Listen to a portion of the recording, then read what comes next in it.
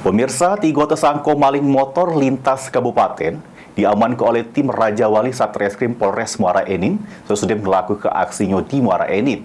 Ketiga tersangka sudah beraksi di sejumlah kota besar di Sumatera Selatan.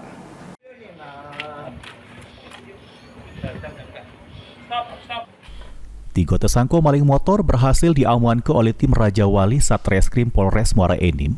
Ketiganya tersangka warga desa Sleman, Kabupaten Muara Enim, diamankan sesudah melakukan aksinya di desa Karangraja dengan maling 2 motor.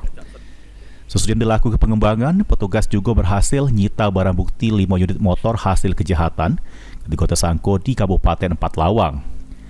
Kapolres Muara Enim AKBP Joni Eka Putra mengungkapkan, ketiga tersangka merupakan sindikat curanmor antar kota kabupaten di Sumsel, di antaranya Kota Palembang, Ogan Ilir, Muara Enim, Lahat, dan Pagar Alam. Juru jalan ke aksinya ketiga tersangka berperan berbeda, di mana 2 sebagai eksekutor dan Siko sebagai pengawas atau pemantau di lapangan. Dan motor hasil palingan dijajaki oleh para tersangka ke Empat Lawang. 3 pelaku curat khususnya kendaraan bermotor. Ada 3 lokasi. Lokasi seperti itu karena ada beberapa lokasi yang sudah kita kembangkan. Jadi ada di OI, kemudian ada 2 di Polres. Kita kenakan pasal 363 poin 4 dan 5 dengan ancaman hukuman maksimal 7 tahun penjara. Diungkap tersangka AL, dirinya melakukan aksi maling sepeda motor dengan 2 rekannya, dengan sudah berhasil maling 30 motor di sejumlah wilayah di Sumsel. Motor hasil maling ini dibawa ke kawasan Empat Lawang dengan harga mulai dari 2 juta sampai 5 juta rupiah tergantung jenis motor.